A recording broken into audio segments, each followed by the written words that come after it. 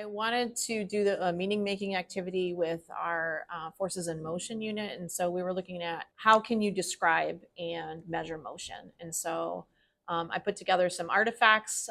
Three of them were videos, kind of like high interest videos. One was like a skydiver, Felix Baumgartner, breaking a record, and one was like a crash test.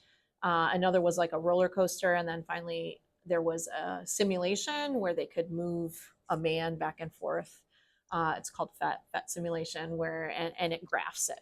And so then they had this graphic organizer to kind of like, what are you noticing? And my challenge has always been when they do kind of that analysis piece that they don't go deep enough and they don't really process. They're more looking at it like they would watch a TikTok video and just for entertainment and just trying to get, what do I need to write down? And so I decided to try to get them to analyze it more deeply by doing, I called it I Spy. And I used science terms that maybe they hadn't been exposed to before, but they probably could figure out. And so I did like an I Spy list with like 6 items that they had to go through the videos and the simulation, and they had to find those things. I felt like it helped them engage with the artifacts better and really like start using the vocabulary. And if they got it wrong, then they would talk about it and then process it again and then try it again. And so for me, it really helped me teach them how to go a little bit deeper into the analysis piece. And then they were able to then do their meaning making activity with the map. And I felt like I got much better depth to what they were thinking and much better vocabulary because they had been exposed kind of to the vocabulary in the I Spy activity. It was really, their conversations were much deeper and they were much more engaged.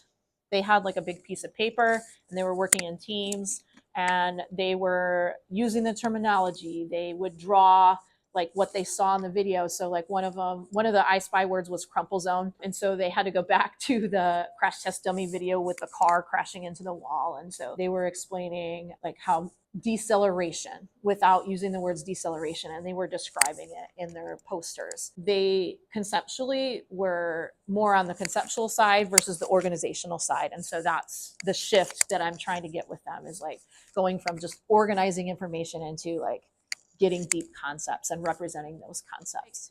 A lot of times, especially on one pagers that I've done as assessments, they'll be like, is this good enough? Do I need to write more? And I'll have kind of like more like a checklist of more like learning targets. Like these are the learning targets that need to be demonstrated in one pager.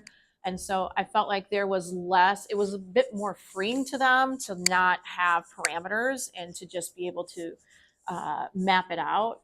And I feel like, again, if they didn't have a little bit deeper analysis into the artifacts, then they probably would have just kind of like divided it into 4 squares and done 1 square for each of the videos. And so having a more relaxed structure for the meaning making and having a little bit deeper analysis in the artifacts, I feel like produced a more meaningful result.